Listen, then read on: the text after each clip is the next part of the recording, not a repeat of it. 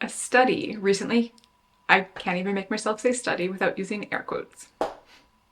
A controversial study recently came out that was supposedly comparing the efficacy and welfare of different training methods in stopping chasing behaviors in dogs.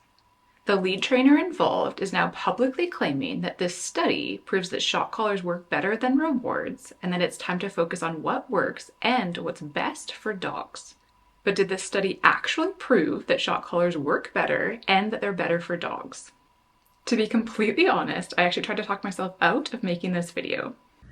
Read it and walk away, Steph. Just read it and walk away. I'm someone who prefers showing my own work and my own training rather than criticizing other people's. And I also know that getting involved in dog training conflict tends to walk you right into a shitstorm, and I don't need that while I'm busy caring for my newborn. But after reading the study, I couldn't stay quiet. I do worry that left unreviewed, this study could do a lot of damage. Unfortunately, most people do not read past the study's headline and possibly the abstract, which in this case seems to highly suggest that e-collar training is vastly superior with minimal downsides. Stopping chasing behaviors or prey drive training is particularly close to my heart because it's been my biggest challenge with my own dog Mira, a Corgi Heeler Cross who has a history of chasing, catching, and killing animals.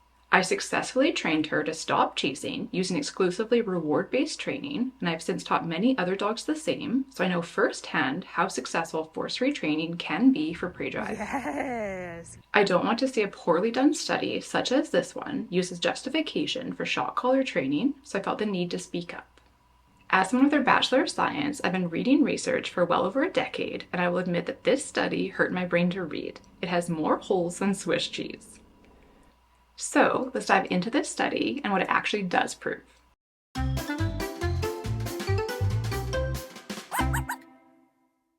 For people that are new to dog training and the different methods that trainers can use to elicit behavior change in dogs, I want to give you a crash course on the difference between punishment and reward-based training. This particular study used shock collars as punishment and treats as reinforcers. So what does that mean?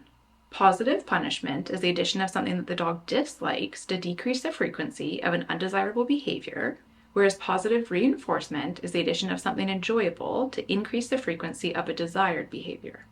So let's pretend that we're trying to teach a dog to walk nicely on leash. If you were leash training, you could use a leash correction each time that the dog pulls on leash to punish them for pulling and to decrease the chances of them pulling again. Or you could offer a treat reward when they're walking nicely beside you to reinforce the desired behavior and make it more likely that the dog will repeat that one. Arguably, both methods will work, but only if the dog clearly understands why they received the punishment or the reward. Proper timing and administration of the reward or punishment is necessary if we want to successfully change a dog's behavior. This basic, simple requirement for training success is incredibly important to keep in mind as we go through the study because only one group actually had that need met. Okay, let's jump into the study. As the title of the study suggests, it was meant to compare both the efficacy and welfare differences of punishment versus rewards-based training. Let's tackle the welfare results first. The Oxford definition of welfare is the health, happiness, and fortunes of a person or group. An accepted definition of animal welfare is that welfare comprises the state of the animal's body and mind and the extent to which its nature is satisfied. This particular study made the bold statement that aside from presumably pain-inducing yelps in the dogs with e-collars when they received shocks, none of the dogs in any groups showed any signs of stress or distress. I would like to point out that a dog yelping in pain already is a welfare issue. And I would also argue that this is misleading wording because it implies that welfare wasn't otherwise affected when they didn't actually successfully track anything else that would be indicative of welfare or stress during this study, which I will show. This study seemingly meant to track welfare in two ways. One, by coded video analysis of the dog's actions and behaviors, and two, by fecal cortisol levels. Let's talk about cortisol first. The study acknowledges that the use of cortisol levels as stress indicators has been questioned because of the range of external variables that can confound results, but they use it as their measurable marker anyhow. As the study states, since peak fecal cortisol is observed 24 hours after stimulation, the levels obtained on a given day reflect cortisol levels from the day prior. Therefore, they treated the samples collected on day 1 of training as a reflection of the dog's baseline prior to arriving at the training facility, the sample collected on day 2 as a reflection of the stress on day 1, and so on. If a measurable marker is going to be used to suggest differences between groups due to a specific intervention, an appropriately done study would keep all other conditions except that intervention the same across groups, or at minimum consistent with a dog's baseline. In a study like this one, that would mean that outside of the very brief training sessions the dogs got each day, we would need to keep conditions consistent so we could truly attribute the differences in daily cortisol to the training itself. This basic requirement was failed to be met, and no information was provided about what the dogs experienced each day outside of their very brief training sessions. Without keeping other potential stressful events consistent during the testing period, the study could never claim that the differences in stress were exclusively due to different training methods. However, this doesn't even matter because not enough samples were taken anyway. Fecal samples were only opportunistically collected, and the authors admitted that of the dogs included in the final test results, they were only able to obtain daily samples from 2 dogs in Group A, 1 dog in Group B, and 4 dogs from Group C, so a total of 7 dogs. Unsurprisingly, with that few of dogs actually sampled, no statistical difference could be found between the sample groups. The authors admitted in the discussion that because not all dogs provided a sample on all days, the sample size available here is too small to allow significant conclusions. Essentially, the results of the fecal cortisol samples that were obtained during this study are unusable for any sort of comparison between training methods. Next, let's look at the coded video analysis of the behaviors that the dogs exhibited as a comparison of stress. The authors stated that the typically fast-moving activity of the dogs in this study made it impossible to code more subtle behaviors that have been reported as indicative of stress in previous studies, such as lip licking, ear position, and body posture. Essentially, low-level stress signals were not measured at all. What the authors did note, however, was, quote, all dogs yelped on shock stimulation in our study, with only scarce occurrences of yelping for a few dogs in the other groups. The authors also note that vocalizations, particularly yelping, are a common metric of pain and distress. And this is consistent with Schilder and Vanderborg's claim that e-collar shocked dogs experience some level of pain. I found this to be a particularly impactful admission from the authors because very prevalently online is stated that in skilled hands, a shock collar doesn't hurt.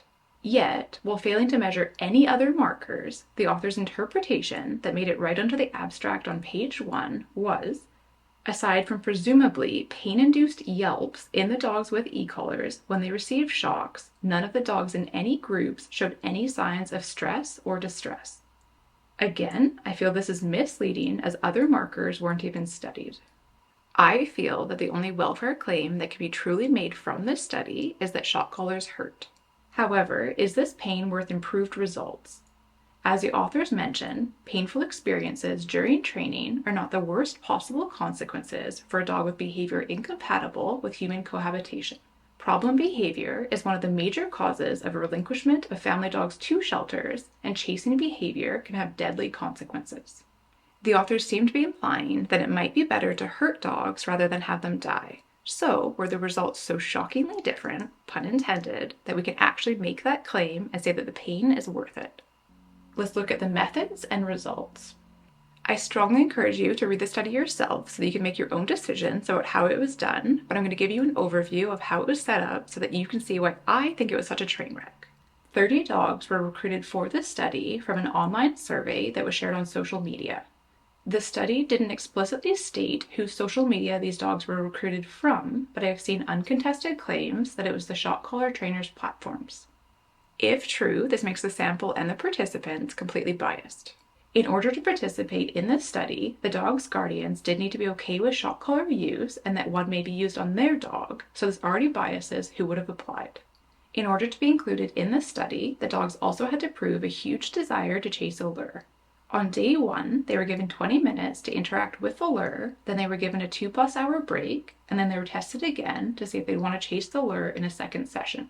Only 19 of the 30 dogs did so, and those were included in the study, so it's a very small sample size. Next, these 19 dogs were supposedly randomly assigned to 3 different groups.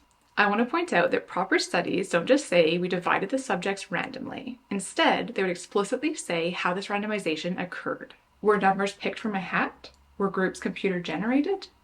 This needs to be stated within the study write-up. In true randomization, you would also expect an even splitting of participants into the 3 groups, but this didn't occur, which strikes me as a red flag for how random things actually were. Instead of an even splitting, there were 8 dogs assigned to Group A, which were trained with a shock collar and a high-speed lure.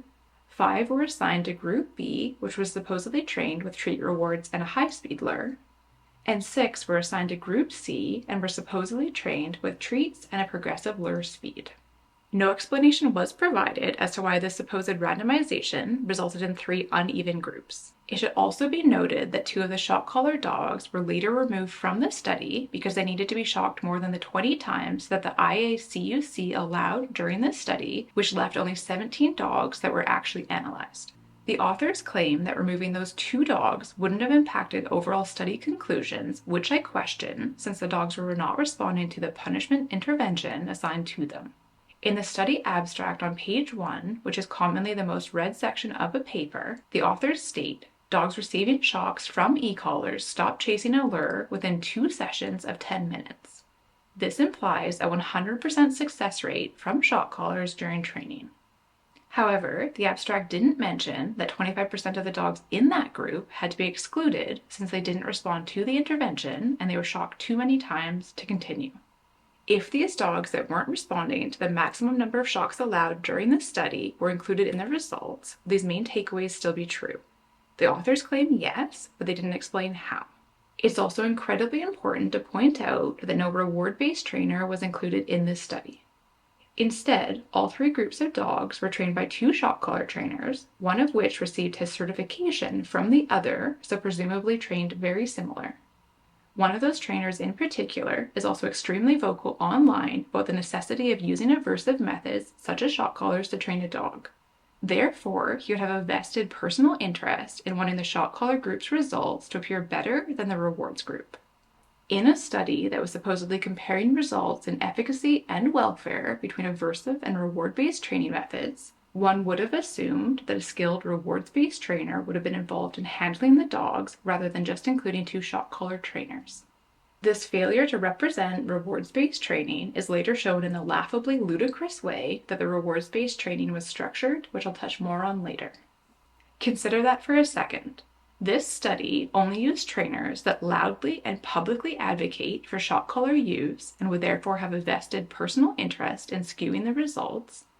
The study was conducted at one of those trainers' own facilities.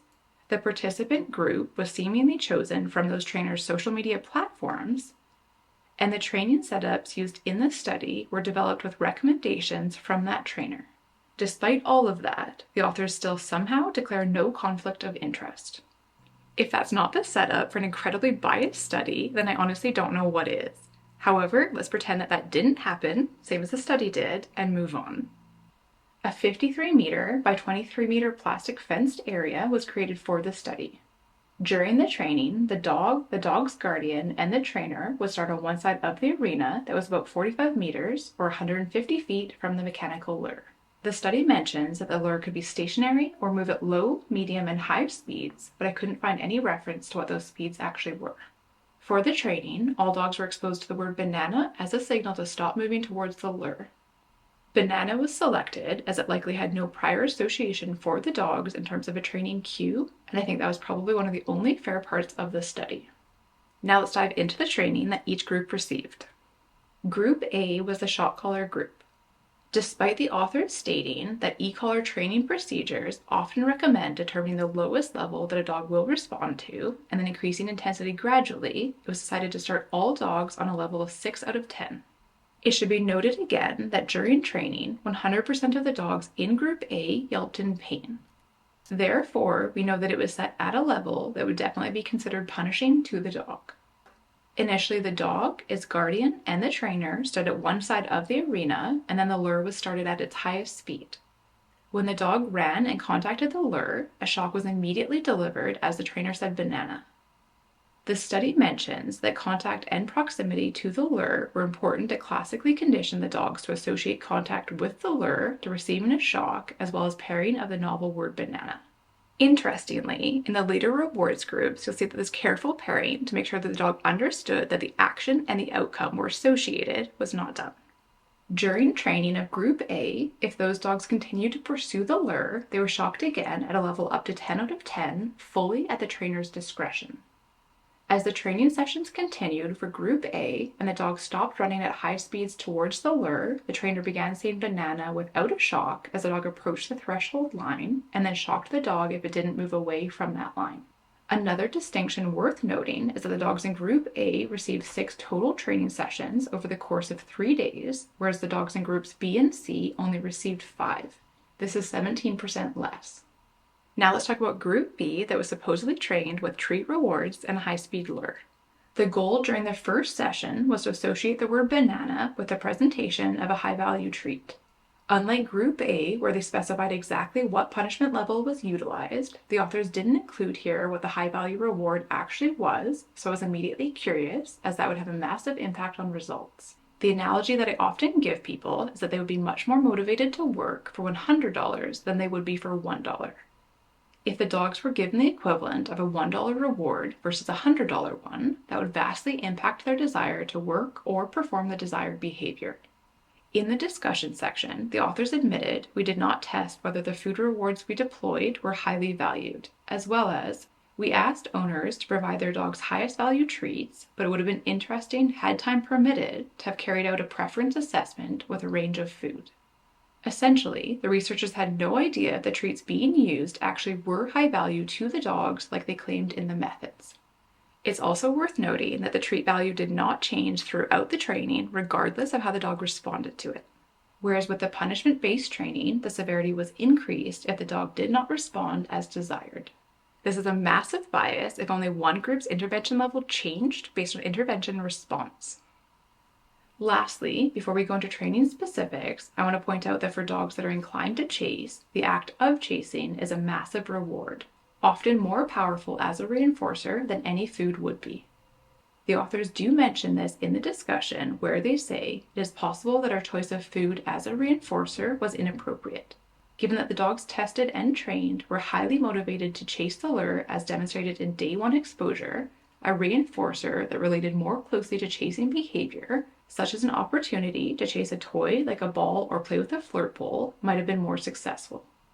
When I was training my own dog's prey drive, I myself needed to start with a fur toy as a reward for not chasing animals, since it was the only thing high enough in value to her. I was only able to switch to treat rewards once her looking but not chasing behavior was proofed. The authors recognizing that not including toys in this study as an error afterwards, rather than as a consideration during the study design, is another red flag. It further shows me how important it would have been to include a rewards-based trainer with prey drive training experience, rather than only using shock collar trainers if they actually wanted a fair comparison between methods. The punishment group used something that was certainly punishing, but the rewards-based group didn't necessarily use something that the dog even wanted. Now, let's jump into how the rewards-based training was actually done, because it hurts my head. The dog, the dog's guardian, and the trainer stayed in an X pen at the starting area of the arena. The lure was present, but it was stationary. For 5 2-minute sessions, every 5 seconds, the trainer would say banana and drop a treat into a metal bowl, seemingly regardless of the dog's proximity or whether the dog had actually consumed that treat. The study suggested that this was done to build an association between the word banana and a treat, and they mentioned it as an approximation of recall training, but I've never heard of recall being trained this way. There was no specific action required on the dog's part for the reward to be presented. Normally, with positive reinforcement training, the treat is offered after the dog successfully does a desired behavior. During recall, that would mean that after the dog responds to their recall cue and they return, then the reward would be presented. Instead of teaching recall, it seems more like they were conditioning banana to be a marker word where the dog knows that hearing banana means a reward is on the way.